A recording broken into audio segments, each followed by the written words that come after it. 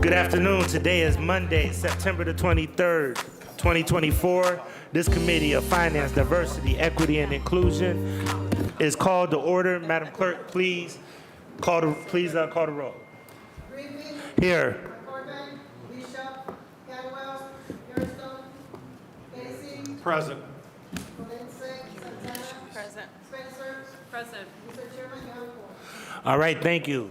I am going to bring up the esteemed interim finance director along with Mr. Gentile because they have spent a grueling last 2 hours. So they are going to go first and tell us about this great piece of legislation, which is ordinance number 986-2024 by Councilmember Griffin by departmental request and emergency ordinance to amend sections 1 and 4 of ordinance number 854-2024 passed August 7th, 2024 relating to contracts with MuniCap Inc. for professional services to provide financial advisor services on the recently established Shore to Core to Shore Tax Increment Finance District. Mr. Hartley, you have the floor. Thank you, Mr. Chairman and members of the committee. We are requesting to amend Ordinance 986-2024 to include the Director of Finance along with the Director of the Economic Development. It also changes or corrects the funding source to the Department of Finance. Happy to answer any questions. All right, pretty routine. This is basically hiring a consultant to oversee the Shore to Core to Shore Yes. financial stack and how the city is doing that. Yes. Any questions regarding ordinance number 986-2024? Councilman McCormick, I know that this is near and dear to you. Did you have any comments regarding the Shore to Core to Shore advisor that the administration would like to go out to get? No, thank you, Mr. Chair. Full support. All right, thank you. Seeing no other questions, ordinance number 986-2024 stands approved. Thank you. Thank you, Mr. Chairman. And I got a feeling that I'm gonna need to call and set up some time with you guys just to get a little bit Anytime. more understanding. Thank you. All right. Port control.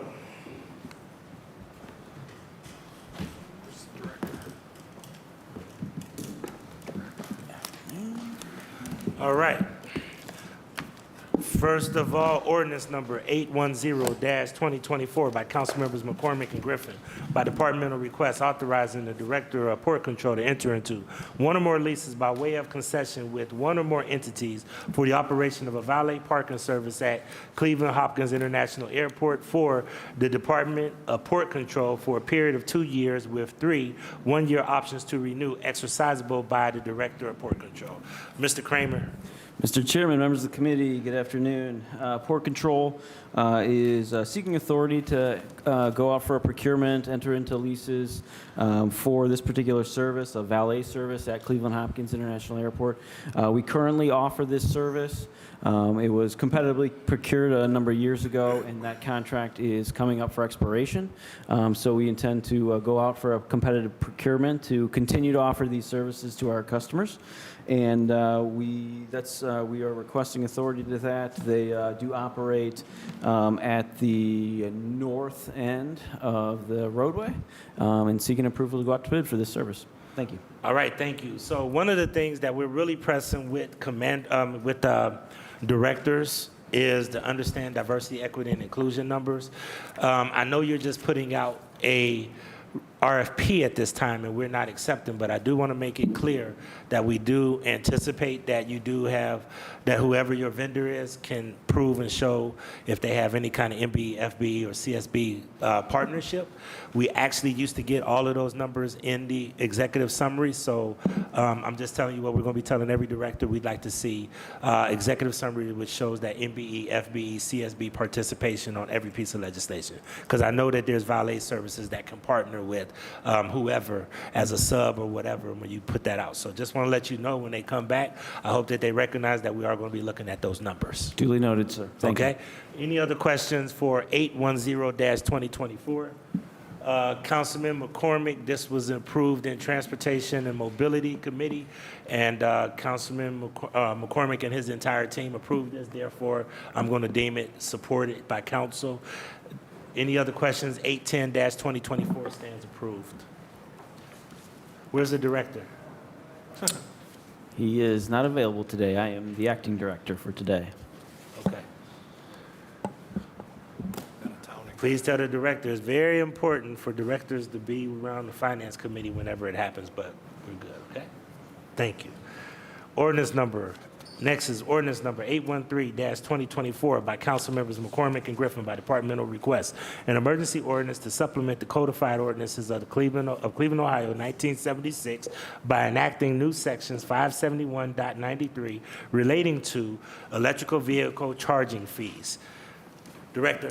Mr. Chairman, members of the committee, this particular piece is to get authority for airport to charge fees for electric vehicle charging stations at the airport. We currently have only 2 electric vehicle charging stations that were installed via a grant that we received a few years ago. And so we're seeking authority to be able to charge a fee for use of those, understanding that, yeah, there's only 2 at this time, but looking at the larger picture in the entire upcoming terminal modernization development program, we want to be able to be sure that we have that ability to charge a fee if this particular type of program grows, right? If we have a significant amount of vehicle charging, we want to make sure we have the ability to, charge a fee, recoup the costs, make a profit revenue for the airport. So that's what this particular piece is seeking to do. Thank you. Thank you. Councilman McCormick, this was heard in your committee, Transportation Mobility. You have any remarks? Thank you, Mr. Chairman. Yes, we did hear this piece and fully support it through committee. Had a robust conversation as well. A lot of conversation around the importance of having the infrastructure in place, but of course also folks that are using the infrastructure should be levied a fee, just like you would, fill up your gas tank as well. So really excited that this infrastructure, Mr. Chair, is coming to the airport. We also discussed maybe the potential of having some public-facing stations in the cell phone lot as well. But long story short, we had a great conversation and support the ability to do a fee structure for folks charging their cars at the airport. Okay, great. Councilman Mike Polisic. Mr. Chairman, honorable colleagues, to the acting director, just educate us. I don't know anything about electric vehicles except the fact that I don't want one, but that's besides the point. What is the charge? We have not set the fee structure yet. What we intend to do is set a rate comparable to any other airport that is currently charging these charging rates for them. So, and it will also depend on the investment needed. So the idea will be we'll set a fee that is commensurate with the investment that needs to be made for the infrastructure, along with making sure we stay competitive to our other peer set airports in the region. But, Mr. Chairman, this could educate me. So, and again, I know nothing about this other than what I've seen people pull up and put the charger in the vehicle. So we're going to charge for the use, and then they have to pay for electricity on top of that? What? No, this would just be a fee for the use and plug-in. Okay, Yeah. okay, so they don't get whacked twice. Correct. They just plug it in and charge. There'll be one single fee. That's Okay, correct. thank you, Mr. Chairman. That answered my question. All right, thank you. Next up is, seeing no other questions, ordinance number 813-2024 stands approved. Next up is ordinance number 816-2024 by council members McCormick and Griffin by departmental request, an emergency ordinance authorizing the director of port control to exercise the first option to renew contract number MA 1505 RCD 2022-08 with Siemens Industry, Inc. for labor and materials necessary to maintain, repair, upgrade, and expand the existing Apogee building automation system for the Department of Port Control. Director. Mr. Chairman, members of the committee, this particular piece is simply requesting authority to pick up the first option for this contract. This is a contract that we currently have in place for, again, maintenance, repair, upgrade, different things we need to do with our building automation system at the existing facility. We have this contract in place. We are satisfied with the vendor service, so we would like to pick up the option and continue to work with this particular vendor for these services. All right, thank you. Councilman McCormick, this was heard in Transportation Mobility. Yes, Mr. Chairman. Once again, we heard this extensively in committee and support this ordinance. All right, any questions regarding 816-2024? Seeing no other questions, ordinance number 816-2024 stands approved. Please sign on.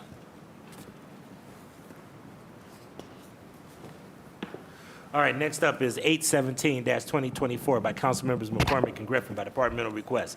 An emergency ordinance authorizing Port Control to exercise the option to renew contract number RCD 2022-7 with Johnson Controls Fire Protection LP for the implementation of the fire protection system replacement projects, including the necessary labor, materials, and programming for the Department of Port Control. Director. Mr. Chairman, members of the committee, this is a similar piece, again requesting authority to exercise the option for this particular contract that we currently have in place with Johnson Controls, seeking authority to pick up the option. We are satisfied with their service and would like to continue to utilize their services through this contract. Thank you. All right, thank you. Councilman McCormick. Thank you, Mr. Chairman. Again, this is exercising the option with Johnson Control. We had a long conversation with the director about them being satisfied, as well as a conversation around proprietary equipment and how that is going to be hopefully loosening up in the near future as well. So we fully supported this ordinance after conversation on the committee. Thank you. Thank you. Ordinance number 818. Oh, sorry about that. Any other questions regarding ordinance number 817-2024?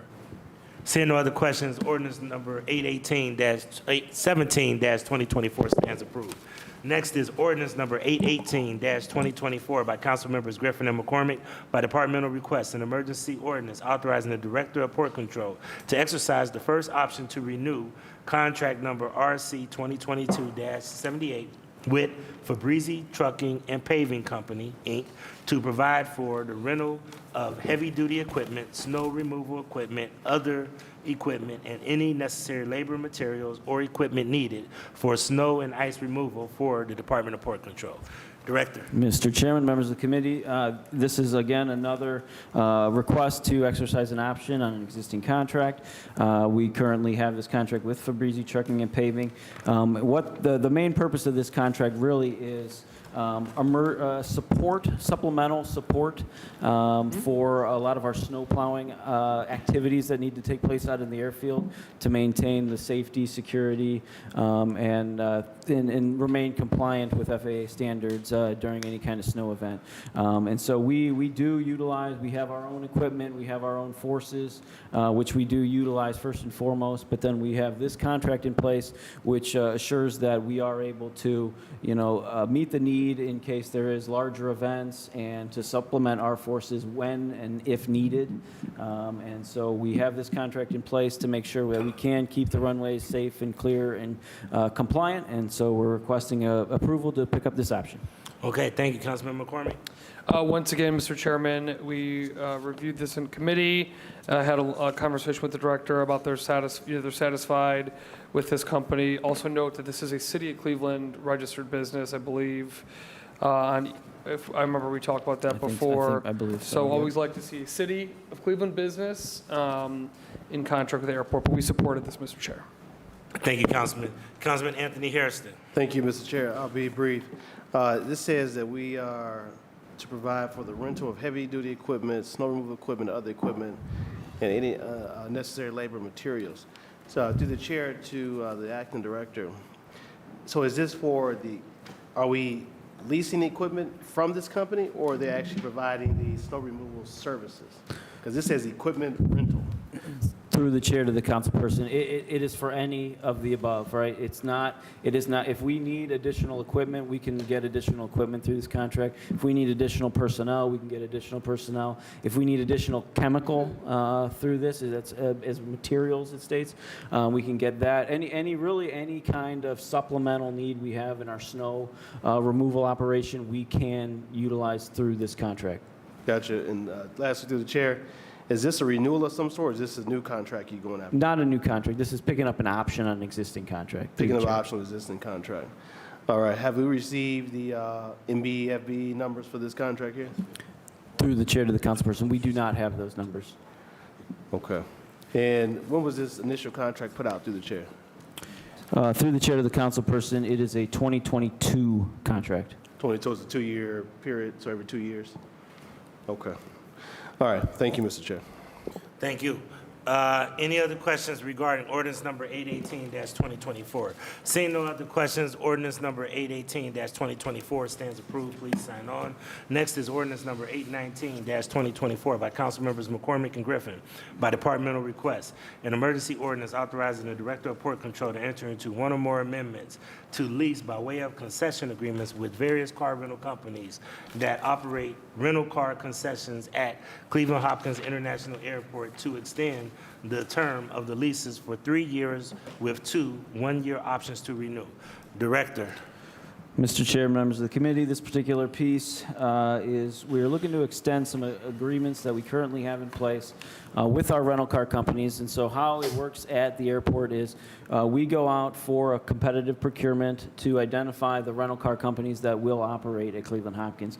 This particular contract that we're looking to extend, or leases that we're looking to extend, is not that. This is not the actual rental car operation, procurement, or anything like that. Once we have those particular companies in place, we then have supplemental agreements with them for different lease spaces. That is what this particular piece is for. It's for the service centers out near the rental car facility at Cleveland Hopkins. And so these service centers are where the rental car companies, they do like cleaning and heavy maintenance and different types of operation at these service centers. They store excess vehicles there. And so really these are, support facilities for the actual operation itself. So we have our existing companies in place, and we're wishing to extend these agreements for the service centers at the rental car facility. Requesting approval. Councilman McCormick. Thank you, Mr. Chairman. We had an extensive conversation about this as well. The director noted that this does not interfere at all with the potential future switch of the rental car companies on campus during the terminal modernization plan. And then, Director, as just a reminder through the chair, Councilman Slife asked about just getting any crime data from the facilities. So if we haven't gotten that yet, please make sure we get that to the committee.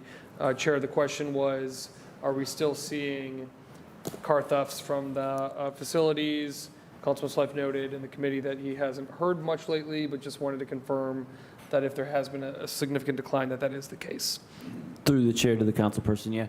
I did receive a partial answer to that today, so I'll share that. We received from CPD that there have been 15 thefts in the last, we believe, that the reason it's partial because I don't have the particular timeline. We believe it's a 5-year period, so I'm waiting to confirm that. Okay. But we believe there's been 15 thefts over a 5-year period.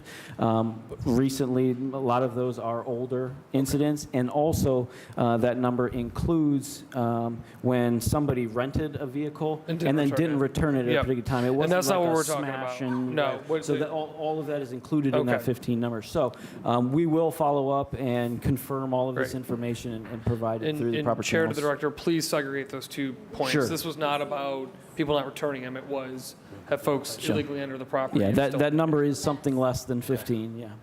Okay, thank you. All right, thank you. Seeing no other questions, ordinance number up. Councilwoman Jenny Spencer.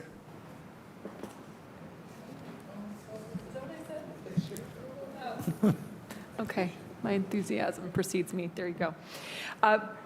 Mr. Chair, just taking the opportunity at the table, I haven't asked about this in a while, but I've received anecdotal feedback from people flying into Cleveland Hopkins that if they arrive, if their flight is delayed and they arrive too late, there's a certain time at which the rental car companies close down and there's really no recourse. I was curious if airport leadership is aware of that and if that issue is being looked at or if that's considered an issue through the chair.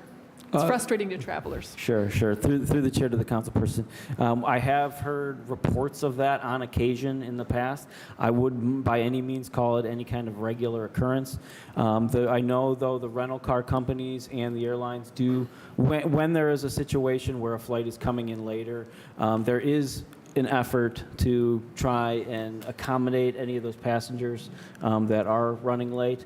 It does sometimes just become, if it's a last-minute thing, it becomes a staffing issue and all of that. So I can tell you there is an effort to be made when that happens, and I don't think it's a very regular occurrence.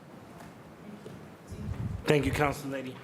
Seeing no other questions, ordinance number 819-2024 stands approved. Please sign on. Next is ordinance number 824-2024 by council members McCormick and Griffin by departmental request, an emergency ordinance authorizing the Director of Port Control to employ one or more professional consultants to provide lobbying services to assist with legislative regulatory policy issues with the Cleveland Airport System for a period of 1 year with 3 one-year options to renew exercisable by the Director of Port Control. Director. Mr. Chairman, members of the committee, this is another piece where we're seeking to go out for a competitive procurement for this particular service. We currently do have this service available to us via an existing contract. That contract is coming up for expiration, and so we are seeking to go out for a procurement for these particular federal lobbying services to assist with, any type of grants, funding available out there through any of the different federal agencies, FAA, TSA, CBP, any of those particular federal agencies that we deal with on a regular basis. So we'd like to go out for a new contract and requesting approval. Who is our, couple of questions, who is our current contractor? Because airport and port in general usually has a large amount of sensitive contracts that they have in front of them. So who handles that and who? Through the chair, or Mr. Chairman, the current vendor that we have under contract is Team Hallahan, LLC is the name of the company. And they specialize in anything port, or is their portfolio strictly maritime, or is it strictly airlines, or which one is it? Mr. Chairman, I don't know the breadth of their entire operation, but they do have an expertise in aviation. Aviation? Yeah. Okay, so then the question that I have for you is who handles the port side? Who handles, because you guys are port control. So in addition to aviation, you guys also have several ports. Who handles that lobbying? Mr. Chairman, we do not have any specific airport contract currently for that particular service. We do on occasion for other things utilize the city's contract. Holland and Knight is the name of that federal, and we do occasionally work with them for other types of lobbying services as well. Okay, I just know that these are also very specialized industries, and you have to have the right kind of lobbyists. Last but not least, I know that you don't have them, but once again, I always want to understand diversity, equity, and inclusion numbers. We're going to get back to that heavy this upcoming year. So all the directors listening, we expect for that to be on all your executive summaries before we start moving legislation forward, okay? And if there is no diversity, equity, and inclusion numbers, we expect for an explanation to say why, or at least that there is nothing in there, okay? Yes, sir. All right, thank you. Councilman McCormick? Thank you, Mr. Chairman. Once again, this was heard by committee, and this is, let's see, this one was out to bid. Is that correct, Director? Yeah. No, this one. This is a renewal. No. This is going for authority to do a new procurement. Yeah. Yeah. That's okay. right. Yeah. So now to bid. Right, exactly. So we heard this in committee, Chair, obviously with everything going on currently in the terminal modernization plan, having folks at the federal level advocating on behalf of the airport is critically important. We clarified we've had lobbyists. This is not a new function. This is just going out to bid for procurement of services. So we fully supported this, Chair. Thank you. Councilman Brian Casey. Thank you, Mr. Chairman. Mr. Chairman, Councilman McCormick's correct. I remember the robust conversation in transportation. I support this. But in light of some new reports that came out, I think either right before or right around transportation, would this be the group that if an entity wanted to close Burke, would this, and one of the options would be to lobby Congress to close Burke, would this be the group that would do that as the lobbyists? Director? Mr. Through the chair to the council person, I think this company or the current vendor would have the capability to do so. However, that is not necessarily the intent of this contract. It is more so helping us seek funding through different federal sources. All right, and Mr. Chairman, the director, I understand that, but from my point of view, it's not their intention, but it could be as we move closer to making a decision in regarding Burke Airport and any lobbying that's going to be done on behalf of the city. So I say that, Mr. Chairman, because in order to keep the council appraised of something like that, whether you're for it or against it, should we amend this with further legislative authority so that we can be kept in the loop with, because this is 4 years. I'm asking, this is a 4-year process, so would this be a way for council to be kept in the loop if there's any lobbying either for or against closing Burke, for us to stay in the loop at least on a yearly basis when you have to come back for legislative authority, where we could get an update on any of the lobbying that goes on? Now, and maybe this just isn't specifically for this, but this is the way we should look at any lobbying contracts, because we put these lobbying contracts out there and then we never know what's being lobbied, what's not being lobbied. And this would just be an opportunity for us to just be kept in the loop on any lobbying issues going on in Congress on behalf of our airport system in general, let alone whether we're going to take the path of closing Burke or not. So, Mr. Chairman, can I respond? Please, Councilman McCormick, on that note. So, Mr. Chairman, to Councilmember Casey, you're essentially saying you would amend it to just require additional legislative authority instead of exercisable by the director? Correct. Okay. Chair to the director, are there any unique circumstances around a lobbying contract that would interfere with our ability to secure a lobbyist that you're aware of? Through the chair to the councilperson, no. Okay. I have no objection, Mr. Chair. All right. I would make an amendment then, Mr. Chairman, under section 1, line 1, 2, 3, 4, 5, line 6, after with 1-year option to renew, scratch exercisable by the director of port control and just insert with with legislative authority. So there's been a motion on the floor that have been proffered by Councilman Casey. Do I have a second? A second. Councilman Bishop has moved, and the second. Is there any discussion? Mr. Chair, Councilman Hairston, then Councilman Conwell. can Councilman Casey just clarify the motion? Councilman Casey, could you clarify the motion? Yeah, instead of giving the authority to renew the contracts to the director of port control, it would be with further legislative authority, which means in order to renew the contracts, they would have to come back before the council. Gotcha. Okay. And it's been seconded by Councilman Bishop. Is there any further discussion? Councilman Conwell, you had a discussion point? Councilmember Anthony Harris, he narrated my issues and concerns, so I'm there. Okay. Any other questions regarding that motion? Seeing no other questions, all in favor of the motion, say aye. Aye. Any opposed? The ayes have it. Okay, we're going back to the legislation. Are there any other questions for 824-2024? Mr. Chair? As amended? Yes. Councilman Hairston. I know there was a comment made about us receiving yearly updates or whatever time frame update on the lobbying efforts or a list of kind of what, issues or issues or services that these lobbyists is lobbying on our behalf about.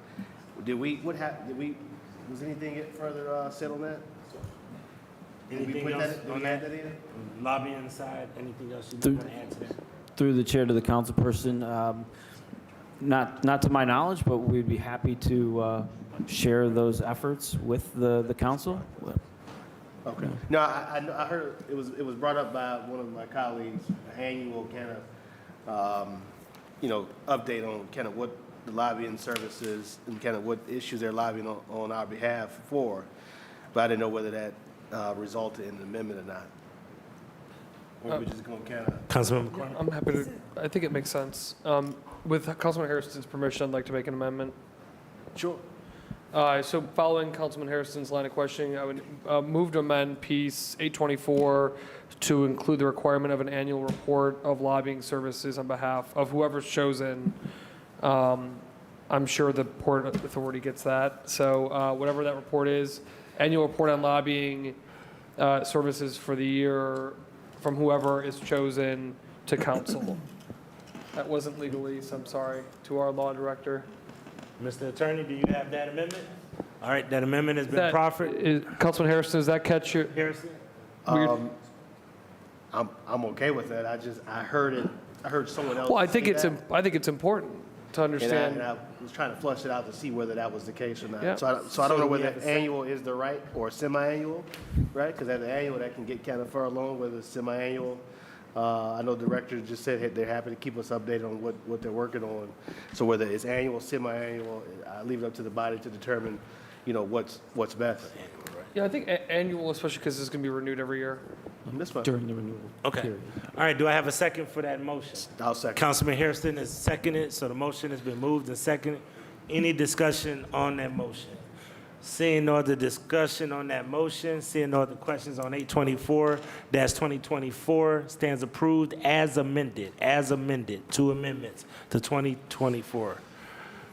All right, next is ordinance number 828-2024 by council members McCormick and Griffin by departmental request, an emergency ordinance authorizing the purchase by one or more contracts of up to 13 passenger boarding bridges at Cleveland Hopkins International Airport, including but not limited to related appurtenances and services, and the installation, removal, and disposal of outdated bridges at the Cleveland Hopkins International Airport for the Department of Port Control.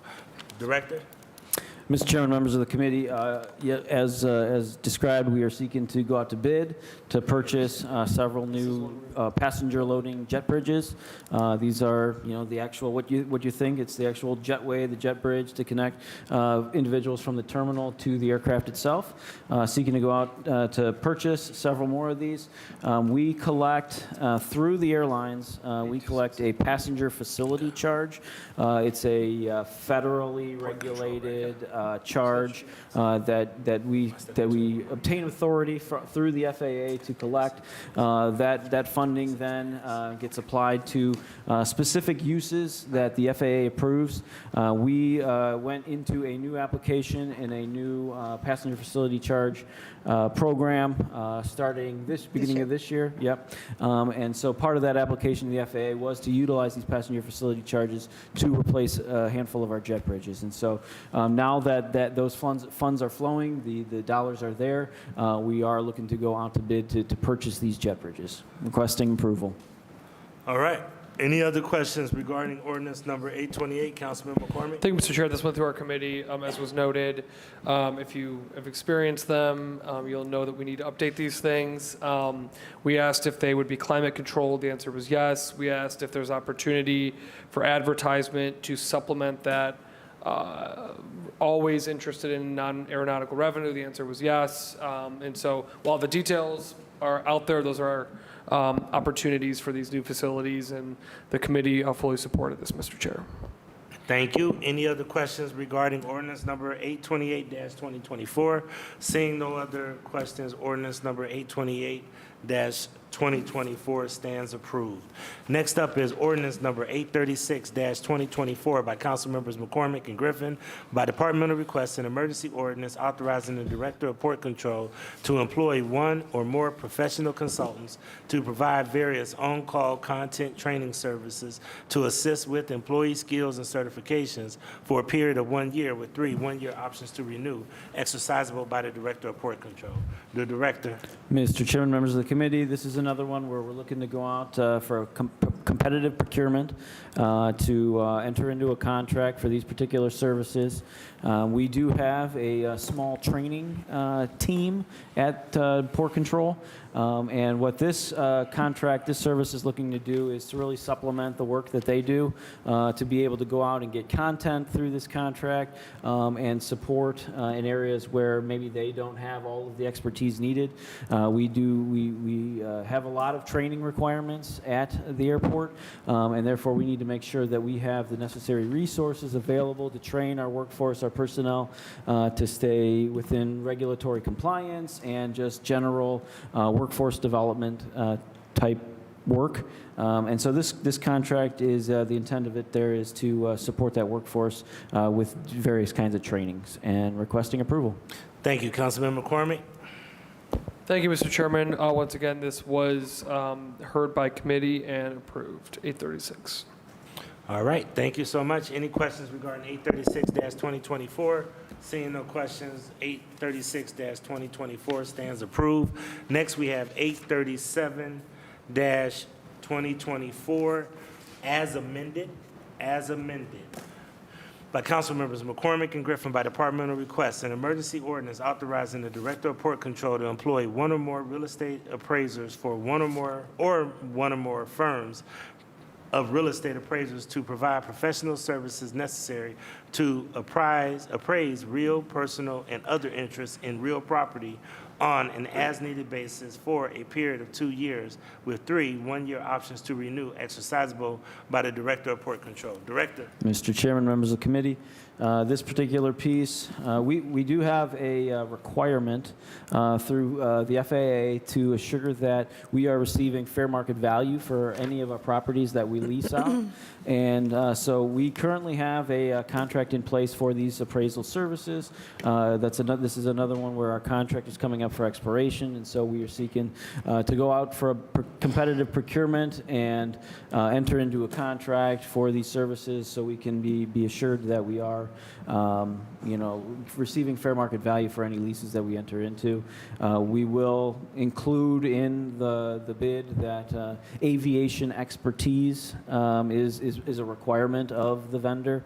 This is a bit of a specialized arena in terms of appraisals, as you really need to compare the land to other airports, similar property, and not necessarily just a property down the road from where we're at. And so we will make sure that those requirements are in there as well, so we're receiving the right expertise for this service, and we are requesting approval.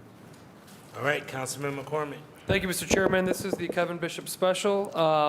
So Councilman Bishop is very active on our committee, Mr. Chairman, around appraisal land values for the airport. So we had quite a robust dialogue, which is why the director mentioned the requirement to have airport expertise and whoever comes on board. We also discussed as to whether the city's internal property management folks could handle this. It was noted that there's needed extra capacity, but also expertise in airport systems, which is why this is an important contract.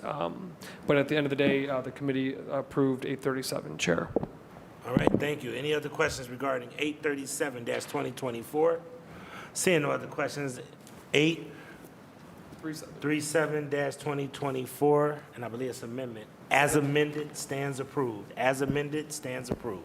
Please sign on. Last but not least, this is ordinance number 826-2024, as amended by Council Members McCormick and Griffin by departmental request, an emergency ordinance authorizing the purchase by one or more requirement contracts for supplemental custodial support services and labor needed to maintain the interior and exterior of buildings and grounds at Cleveland Hopkins International Airport for a period of 1 year with 3 one-year options to renew, exercisable by the Director of Port Control. And this is as amended, and I'll read the amendment.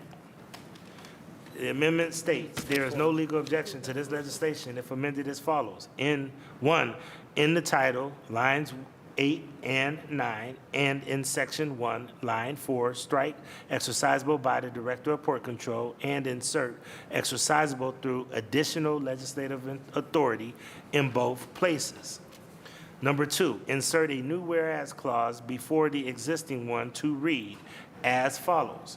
Whereas the current custodial staff at Cleveland Hopkins International Airport is unionized and allows for bids for supplemental work so long as the supplemental work is also unionized and follow the city's current collective bargaining agreement, CBA, and date 9/18/2024 by Patricia McGinty Aston, Assistant Director of Law. Mr. Kramer.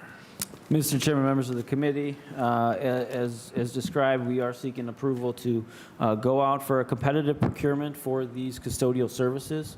Our workforce is often strained to keep up with the demanding needs of our facility. We also struggle on occasion with keeping the proper staffing levels, and so what we're seeking to do is enter into or get a competitive procurement procurement for these services to really supplement our workforce if needed, when needed. We don't really want to use these services, right? This is really something we're trying to put into place to support our team, again, if needed, when needed.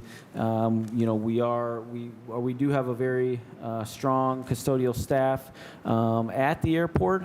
They do a very good job, but sometimes the demands of the facility do become too great. And having this type of supplemental support contract in place would assure that we can, maintain the facility to an acceptable level at all times. And so again, I just want to reiterate, our preference is to use this contract as little as much, if not at all, if possible. But we'll like to have it in place if that additional support is needed. And I also would like to note, I believe there was some correspondence going around about the amendment that was included, and so I just want to bring that to everyone's attention to make sure that the amendment language is as it should be. So. Okay, and just to follow up on the amendment, everybody's cool and clear on the amendment? I know that Councilwoman Moore was behind this, and then I want to make sure that Councilman McCormick, but just to be clear, this is basically stating that we are still, even if we are looking for supplemental work, that we still will search for a union contractor. All right, my attorney is here to ask a question. Hold on for a second, please. They can require that for the union contract.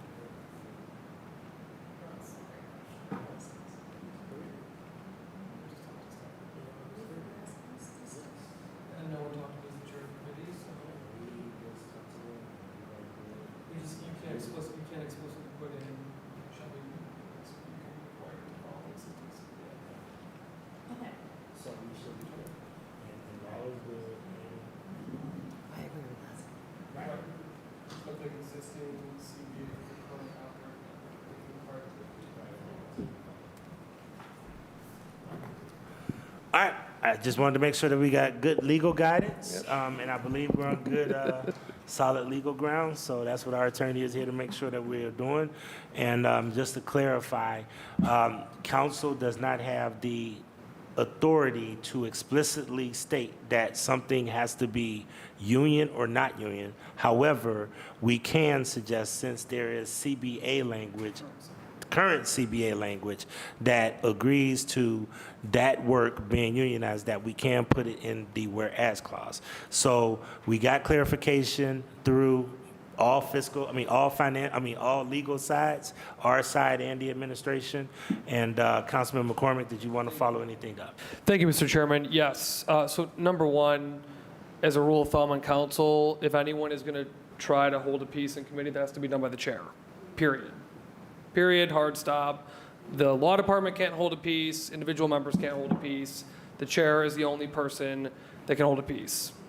Let me just make sure that's crystal clear. Second of all, Mr. Chairman, I had a conversation with the law department.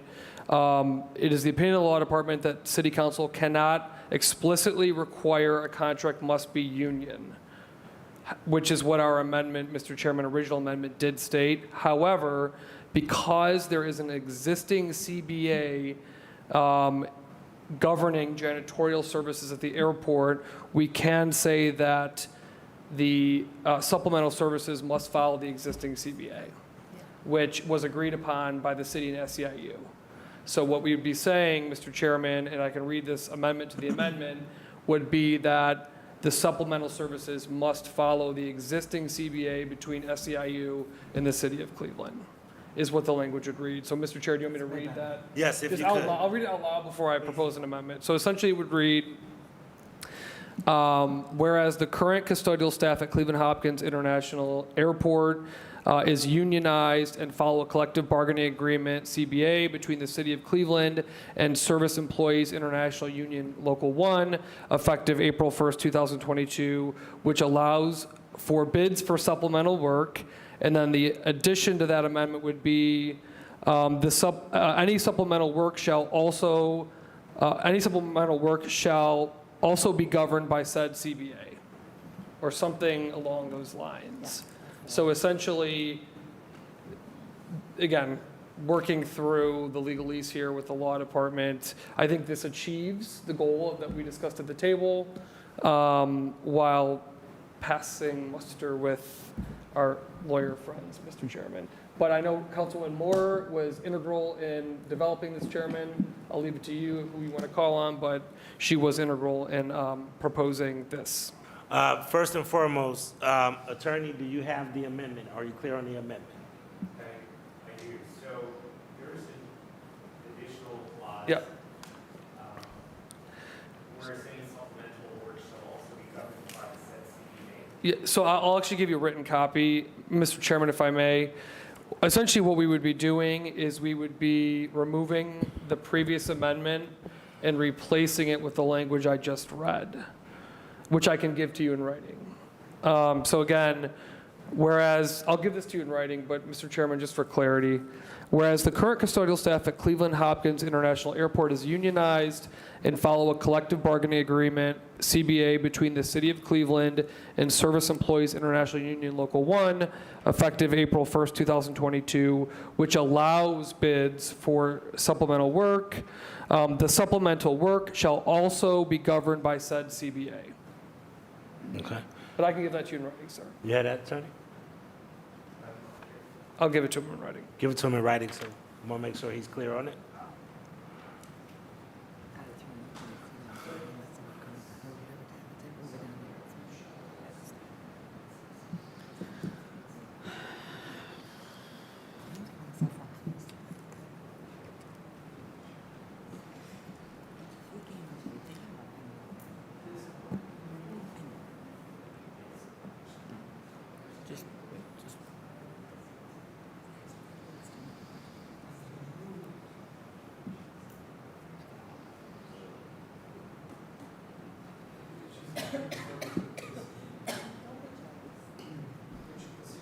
So,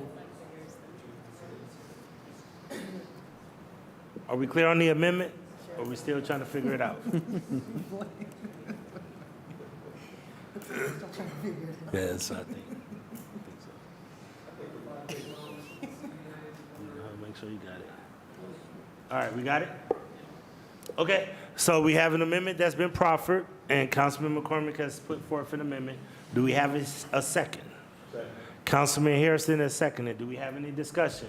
Councilwoman Moore, for discussion purposes. Thank you. I first want to say that I'm texting and talking with SEIU who have not been brought to the table on this and have concerns about this change. What I have deeper concerns about is that the administration put me on a wild goose chase and disrespected Councilman McCormick in going through me without including him and tried to sort this out in backroom text while we were in caucus over the last hour and a half, as far as I can tell. I think our custodial workers deserve better than that. What I asked for, and I said I think that holding it would be the better thing to do, that I know I cannot hold the piece, and I am so sorry if it came across that way that I was trying to hold it. In fact, I corrected over email that I cannot hold the piece, and I very much know that. But this seems like it is a rush job for things that affect the livelihood of employees at the City of Cleveland. Again, this is in a non-binding whereas clause, and it might be that once SEIU has the chance to review it, other than by listening live right now on YouTube, that they would come to an agreement on this. But right now they have not done so. And as far as I can tell, I think they heard this amendment live at the same time that all of us did. So I'm not a voting member of this committee. I did proffer this original amendment at Transportation and Mobility, again, in a shared spirit of the fact that, as far as I can tell, we are not trying to privatize our proudly union custodial workforce, that under our CBA, in fact, we cannot do that. And I don't want any amendment to sway or change that. I also want to respect that Councilman Bishop raised this point at Transportation and Mobility about forcing the word unionize into legislation. And so I want to be careful about it, but what I ultimately want to say is to the administration, we could have done this a million times better. We could have done it a million times better. We could have done it better for the union. We could have done it better for our workers. There was no reason that we could not have just held this for a week and not tried to do a runaround with council members being split up into different groups. So I understand that this might be what passes today. I appreciate that, but I think this could have been handled a lot better. Thank you. Thank you, Councilwoman. And in the spirit of cooperation, I know that this is something that you hold near and dear. I agree that communication is key in all ways around. To be honest with you, I was under the assumption that a lot of this was taken care of at last week's port meeting when talking with you, some of the union members, as well as the chairs and everybody else. So it was a little bit different for me at the 24th hour when people tried to approach me. And that was the reason why the chair of the committee stepped in to make sure that he pulled the reins back under that committee, because that's when the amendment was made. So I appreciate your discussion level. I know that communication could have been a lot better. I agree with you. I don't like to settle these matters in these kind of awkward ways, because it leads the community and the listening public to question, process. And I'm a process person. However, our process does dictate that the chairs have relatively good leverage to move these pieces forward after robust conversation. Yeah. So I want to make sure that we are there, and I want to give Councilman McCormick an opportunity to say any. Thank you, Chair. And for the record, I believe Councilwoman Moore did not request the piece to be held. I think that was, so I want to clarify that. Yeah, clarify that. She wasn't the official asker of that. Sorry about that, but that's So, what I thought. Chairman, again, from my conversation with the law department, what they said was that we cannot use the language in the piece by Ohio Revised Code that they shall be unionized. And I'm not a lawyer, but I'm going to trust our law department that they understand the Ohio Revised Code on this piece, which is why, Mr. Chair, the amended amendment I put forward says that the supplemental workers shall be governed under the existing CBA that was already negotiated with the city and the union. Therefore, city council doesn't get involved in labor negotiations. What we're saying is the agreed upon CBA already with SEIU and the city shall govern this piece. And just out of clarification, in my conversations with the labor, and I know you probably had far more intimate conversation than I have, their key concern was making sure that this was not contracted out to non-union folks. So the key thing that they wanted to make sure is that even if they needed supplemental workers at the airport, which I think we've all been to the bathrooms, they could use a little bit more help. But they want to make sure that it was union work. And it's, to me, I believe that whereas contract that Councilman McCormick just said is sufficient, I do want to make sure we stay within our legal parameters. But if you had anything else you wanted to add, we can end the discussion if you don't have anything else to add. No, I really appreciate it to my colleagues being willing to work through something tough. And I also thought this was settled until about 45 minutes ago. So thank you, and I appreciate the conversation. Thank you, Council Lady. So, seeing no other discussion, all in favor of the amendment set forth by Councilman McCormick and seconded by Councilman Hairston, say aye. Aye. Any opposed? Can you read that one more time, please? Mr. Attorney, can you read the amendment one more time, if you could? The whole amendment? Okay. If you could, please. Through the chair, there's no legal objection to this legislation if amended as follows.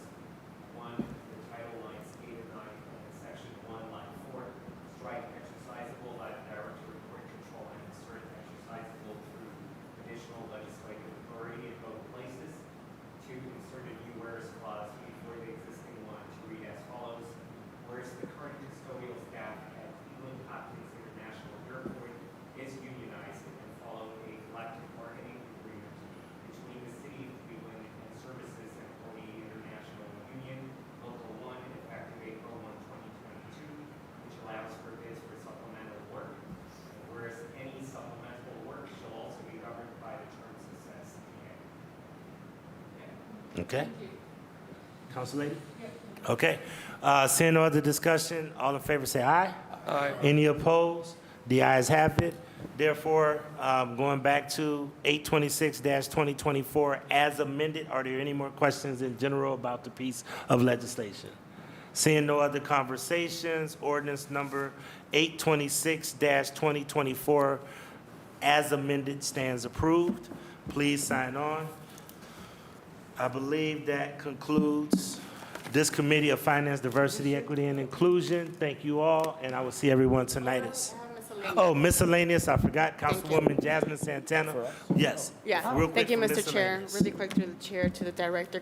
I was a little blindsided by the information that Frontier is not offering direct flights to Puerto Rico any wow. longer. So I just wanted to confirm that information. That was huge. Through the chair to the councilperson, I am not up to speed on that. Typically, air service is not under my purview of responsibility, so I do not have the information available to speak on that at this time. Can we get that back to the yeah. council lady? That's Absolutely, very sure, critical. sure. I'm over air service. Okay. Typically, go ahead. If we could, and you know what, I know everybody knows her, but she's been sitting there so quiet. Can you introduce so everybody knows who she is? She's the wind between I'll let her introduce herself. Through the chair, Chief of Finance Christine Gilmartin, and I am currently overseeing air service. Typically, when they pull down a market, it's because the numbers aren't supporting a market. However, I wasn't aware of that, but I will get you the details. I can submit it through council if you want, or Yeah, I can if submit you it could to you please directly. do that, just because I've been championing, I know, and I did the know. ribbon cutting, You and came then to for the me to get inaugural flight, blindsided, yeah. And you so- were on the inaugural flight. Yes. And I remember that, and you were so excited. Yes, And so exactly I'm so. sorry to, but I will look into that with our air service manager. Okay. And I'm sorry, because I know it was saving you so much time with your Yes. family. I know. All right, thank Okay. you. Okay, thank you so much. Seeing no other questions, this Committee of Finance, Diversity, Equity, and Inclusion stands adjourned until the next meeting of the chair next Monday, September the 30th.